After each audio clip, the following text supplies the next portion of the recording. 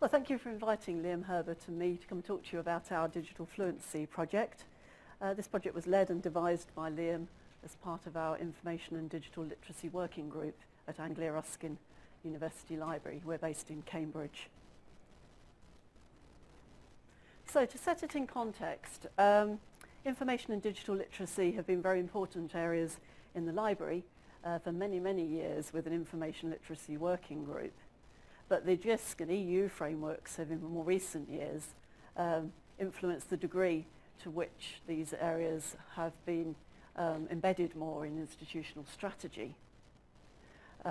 Confidence and skill in using information sources and digital technologies is part of one of the graduate attributes for Anglia Ruskin, the attribute of being ambitious. And we had a new Vice-Chancellor arrive in 2016 who prioritised a digital campus strategy and purchased a new virtual learning environment or learning management system. So we're building on the work that's been done across the university by others. A senior academic and a senior learning technologist worked together in 2015 and 2016 to develop a digital literacy framework across the whole university. And then following on from that, they developed a digital literacy barometer, a self-audit tool. We've been hearing a bit about those in some of the other sessions. They certainly did have a sort of baseline approach to this. I know that's a bit controversial, but they decided in the learning developers in our Anglia Learning and Teaching department decided to roll out an initiative across the whole university that aimed rather targeted at academic staff. And it was called 5 Days of Digital Literacy. And for certain weeks of the year, for 5 days, staff would be engaged through a blog in undertaking digital literacy activities. But they wanted to set a sort of baseline for all staff, and then with the hope that once staff had got to this level, they could then start supporting the students' digital literacy skills within the curriculum. But library staff got involved in this. I mean, many of Liam's team did, and my team, the subject librarians, took part in this initiative, but they reported back to us that really the sessions and activities, it was mainly activity-based through the blog. The activities were really pitched at such a low level that librarians found it a little bit almost patronising. And it wasn't really that relevant to professional services staff. It was really targeted at academic staff. Well, so this digital literacy barometer is super, but it just stood alone as a pilot, and this 5 days initiative they had didn't link in any way to the barometer that had been created. So that's where the project came in. Our information literacy working group expanded to become an information and digital literacy working group, which I chair. And Liam's a new person on the group, and he came up with this idea of a digital fluency project for all staff. Okay, so how did it work? It is based on this framework that the university had. And as part of the framework, which is itself based on the EU DigComp framework, you've got beginner, intermediate and advanced level statements across the many areas of the framework. Okay? And to use the barometer, because we worked with the managers of the other teams to try and get a sense of where they thought their staff ought to be in terms of specific job roles. So should they be at a beginner stage for this particular aspect or an intermediate stage for a different aspect? And we sort of benchlined with the managers those scores, and then we asked the staff to undertake the barometer themselves. So as we were talking earlier, finding out what people think their individual skill level is. And so the barometer works through an Excel spreadsheet. It's nothing too techy. And for each area, there are 3 statements. And the staff just simply had to say which of the 3 statements they felt matched their competency. Okay? So for example, subject librarians would be expected to be advanced level in information searching. So they would probably click on the I use multiple search engines, information sources, networking sites, and databases to find subject-specific information. Staff in Liam's team may well be advanced level, or some of them might have been expected to be more the intermediate level. They refer more advanced things on to the subject librarians. And then staff in other teams like content services might well have been benchmarked at a beginner level because it wasn't so appropriate to their job roles. So it was up to the individual managers, but then individuals themselves as staff could undertake the self-assessment tool, and they could be whichever level they felt they wanted to be. And it is aspirational as well as having a baseline approach. So I'm going to move on, pass on to Liam now, who's going to give you a bit more detail about how we collected the data, how we analysed it. Thank you, Sarah. Okay, so to frame the focus and content of our digital literacy programme, I asked all library staff to complete the digital literacy barometer at the start of the programme in September 2017. And upon completing the barometer, they got this really colourful screen, which gives an overall percentage for their digital literacy skills or competency, and that's also represented in the pie chart. They received individual scores for the 17 areas of digital literacy, which appear on the left of the screen, and those 17 areas were grouped into themes, and there are 5 themes. Collective scores for themes appear in the bar chart on the right-hand side. So the individuals shared their scores with their line managers, and those line managers shared their team scores with me, and I took all of the data and I threw it into a spreadsheet to do some data analysis. Okay, and here's a view of my spreadsheet. So this is for one of the divisional teams. I'll just talk you through what you can see on the screen. So I've mentioned that the first column has the individual areas of digital literacy. Second column has the benchmark score, and the remaining columns are the individual scores for the members of that team. So the individual staff scores were ranked in terms of 3 levels. So advanced attracted a score of 100%, intermediate 67%, and beginner 33%. And I like colours, so I used colour coding to interpret the data. So I used green to highlight where an individual had achieved the highest level. I used yellow where the individual score was at the level below the benchmark score. And I've used red to show where the minimum level was achieved if it fell under the benchmark score. You may note that there are some cells on there without colour, so these are where the area had the beginner level as the benchmark score. So I took all of the divisional teams and I created another tab on my spreadsheet so that I could compare them. So divisional teams were separated by site, and we have 3 of those. And each digital literacy area was given a colour-coded status based on the team average score versus the benchmark score. So where the team average was critically below the benchmark score, I put a red cell, which attracts the highest priority for our programme. Where the team average fell just below the benchmark score, it gets a yellow, which is a lower priority. And where it's on par with the benchmark score, no colour was used, and so there was no priority given. I then reordered, like so, all of the areas in terms of the priority need. So this has helped me shape our programme. You can see that certain areas have risen to the top as being most in need of development for staff. So these include messaging others, communication, data protection. And at the very bottom, there were some areas where people felt that, well, the data basically says that there's sort of no training needs. So these were omitted from the training program. These include device security, sustainability, and creativity. Okay, I'm going to talk now about how I designed the program, because I was the project lead, and I started from October time and planned up until December 2017. So my first action point was I wanted to create some buzz, some interest in the staff because I wanted them to want to engage.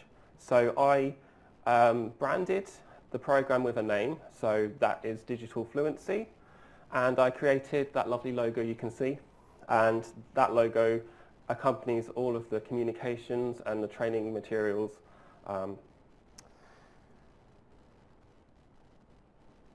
Okay, we used a variety of methods to facilitate the training, and one of our strengths at Anglo-Ruskin University, we feel, is our weekly series of learning hours. It was an obvious place for us to start, especially because Sarah leads on this program as part of our library learning and development team. We asked for staff volunteers to deliver sessions based on the barometer scores, and where we had more specialist areas to cover, we looked at other departments to come in and help. So our IT services were an obvious option for us. Sarah and I kick-started the whole program by delivering a fantastic face-to-face session on mindful messaging at all of our sites, just to, give everything a big bang and launch it off in the right way. Okay. So for everything that wasn't delivered face-to-face, we decided to use the university's newly acquired learning management system, or VLE, which is called Canvas. This was to create online learning content to cover all the remaining areas, and it also had the benefit of making it accessible to all staff regardless of the site. So for each area of digital literacy, we created a module, and these were based on the learning outcomes which we had taken from the digital literacy framework, and those outcomes were stated in the overview of the module, and then they were supported by mandatory and optional activities. So to engage staff here, we used a variety of different learning tools. So video recordings of selected face-to-face sessions were uploaded directly into the module on Canvas. And that obviously has the benefit of reaching a wider audience than those people who were able to attend the session in the first place. We also embedded discussion boards into many of the activities on Canvas to capture staff knowledge and to generate ideas and thoughts on the materials. My favourite part, quizzes. So we had a combination of internally created quizzes like the one that's popped up onto the screen. This was something that we created on Digital Persona, but we also externally sourced some excellent quizzes online from the Internet Society. And obviously these are really fun, playful ways of engaging with staff and testing their understanding of the topic. And then finally we used a few other tools to spice up proceedings. So I used a Padlet to ask staff to evaluate their current strengths and weaknesses in certain areas such as self-sufficiency. And based on the input that they gave me, I was able to suggest follow-up training opportunities such as self-directed online training courses available on lynda.com. And finally, my favourite is Copyright the Card Game. It's as fun as it sounds. As you can see, I've got two groups of our staff playing the game quite happily. This is a great game for refreshing working knowledge on copyright, and obviously it's very important for library staff to be up to date on that area. Okay, so I'm just going to hand back over to Sarah to finish the talk. Thank you, Liam. So we thought you'd like to find out what impact it had and what feedback we've had from our participants of this programme. We've been pleased with the level of engagement with the programme across all divisions of the library. It was voluntary participation, although we did tie in with some appraisal objectives, certainly in my team, to provide a bit of encouragement.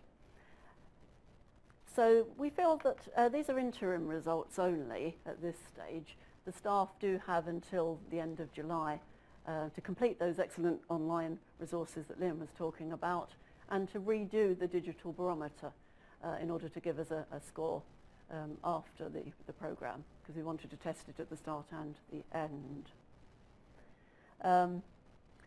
So through our in-house learning and development database, we were able to collect all the qualitative and quantitative feedback that we'd received. It was anonymously collected and included scorings out of 5 for each session. And going through all the feedback, I managed to identify a few themes that were common across people's comments. One was engagement with the session, people commenting on their level of engagement with a particular session. People commenting on what they learnt, what they felt they got out of a particular session. Some people commented on the delivery or the presentation of it, especially if it was particularly engaging and something a bit different, a bit innovative. And people did take time to give us ideas, either for improving that particular session they attended or ideas for a different session that we hadn't offered yet. So as you can see, the feedback, selected feedback here that we've presented, highlights the learning gain. Some learning did take place and that there was some engagement and satisfaction with the content that was offered. But it surprised us actually. When we set out on this project, we thought it was a library project, it would have impact amongst library staff, but we didn't initially envisage it having impact outside of the library. And that's one of the things that has surprised us. It's certainly attracted attention elsewhere as people have found out about it. And we've had gratifying responses and support from the people who invented the barometer and the framework to start with, and all the way up to the Deputy Vice-Chancellor, who's currently planning a new education strategy around the active curriculum, and digital literacy is going to be very important. So yes, I think there are going to be more opportunities arising from it, and people showing interest in it. HR have been interested in the way that we started out with the barometer and how we've mapped the learning gain through that and recorded it. And we've got learning analytics for the Canvas engagement as well. So what have we learned from it? It's been great fun working with Liam. We have work in areas of the library that are sort of adjacent to one another, but we're in different departments.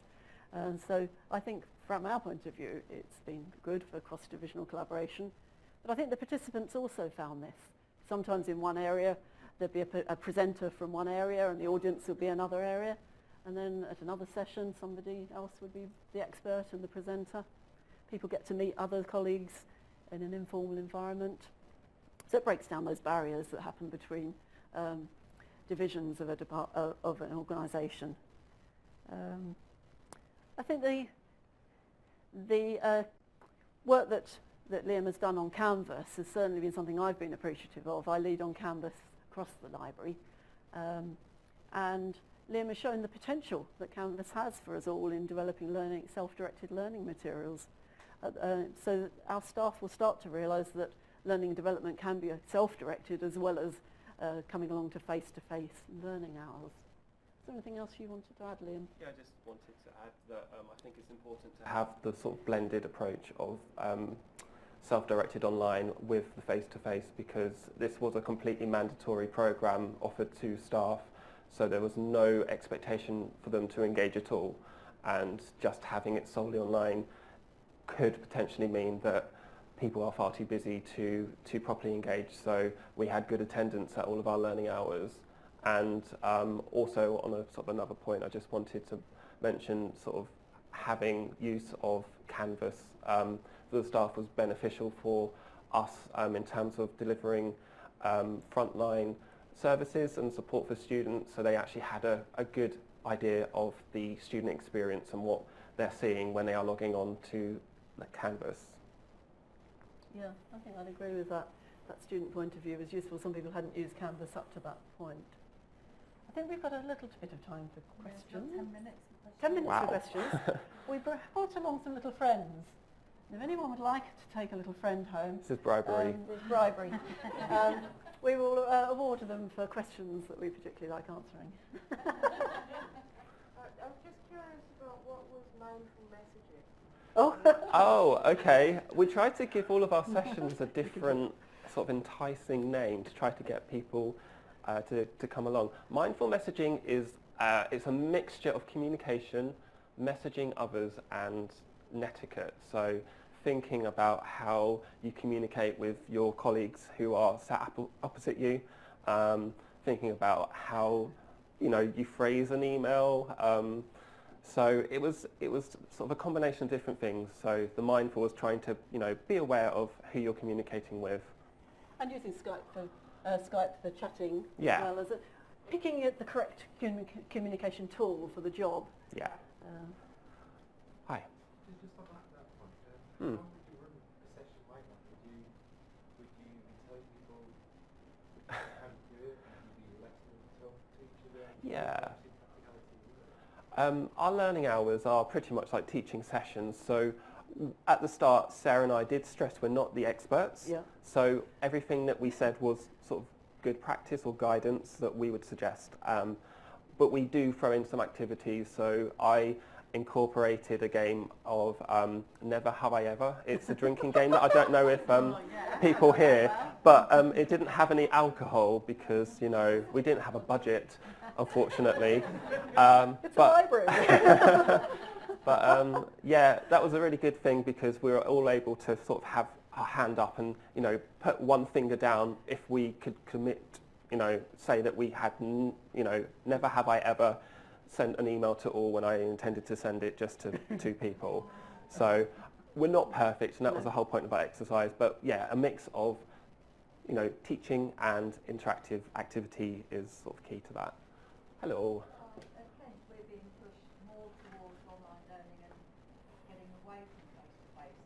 And as trainers, we all know the importance of face-to-face training and the skill level of staff and students at the university is never as high as senior managers seem to think. So I love this idea of barometer. I want to come up to your face and just pick your brains completely. Yeah, you're very welcome to do. We're into promoting digital literacy. We've got projects kicking off shortly, so this is just perfect timing and looks exactly what we need. Great. We can catch up with you with contact details straight away afterwards. It's a rhino. Oh, it's a rhino. Okay.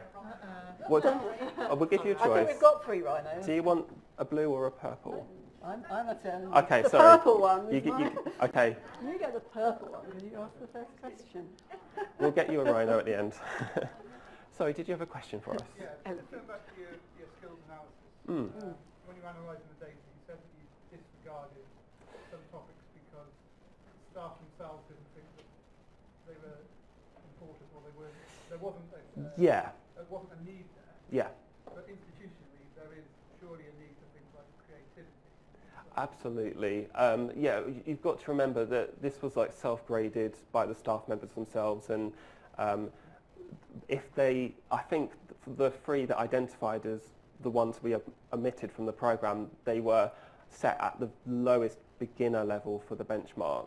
I completely agree that if there was a need, we would have included it into the programme, and for the future we probably would include every single area, just because I don't feel like we should restrict. We should be more inclusive, and as I said, it wasn't mandatory. It was a completely sort of optional thing, and it allows people to pick and choose the subjects they want to go into. But yeah, I do take your point, and that is a learning point for us actually for the future.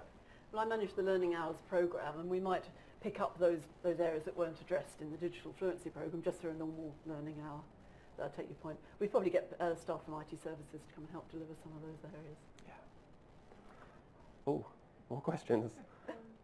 How do you play the copyright idea? Oh, okay. It's quite complicated. Oh, and I think it's freely available. Yeah, devised by Jane Second. Yeah. Yeah. So you can download it off the internet and get them printed onto fancy card. It comes with a PowerPoint and it explains how you play the game. It's very fun. It does take between 90 minutes and 2 hours, so make sure you've got plenty of time to sit down and play. But copyright can be a bit of a dry area, so using cards and working in groups I think is a really engaging way of approaching that subject. So yeah, check it out. Just Google copyright the card game and you'll bring it up straight away. Hi. About your learning hours, is it a thing for all staff across all departments, or students? Is it just like a university-wide? No, this is just library. Just the library? Yeah. Sarah, do you want to talk about? Yeah, sorry. We have two learning and development teams at present, one in Chelmsford campus and one in Cambridge campus, and we put together a programme of learning hours. These are typically 1 hour long face-to-face sessions once a week. In Cambridge they seem to happen on Fridays, and Chelmsford sometimes on other days of the week. Sometimes the slot for learning hour can be some self-directed learning, or a video to watch or something on lynda.com. And we have a learning and development team to come up with the ideas for the learning hours. During the summer we may have a sort of summer learning programme. So there could be there are changes afoot and we need to talk through changes in perhaps interfaces or software or university systems, as we sort of do a bit of a catch up over the summer with that type of thing, and some lighter sessions about well-being, and people talk to their own areas of expertise. And then at Christmas we have a learning hour, which is a sort of quiz. There's often some games involved. We have occasionally had learning hours that are on the more sort of craft side, which is very good for team building. They've got quite a variety, really. Yeah, sorry. I was just going to say we also throw in well-being because it's obviously very important and very topical at the moment. So we make sure we have dedicated learning hours for staff well-being.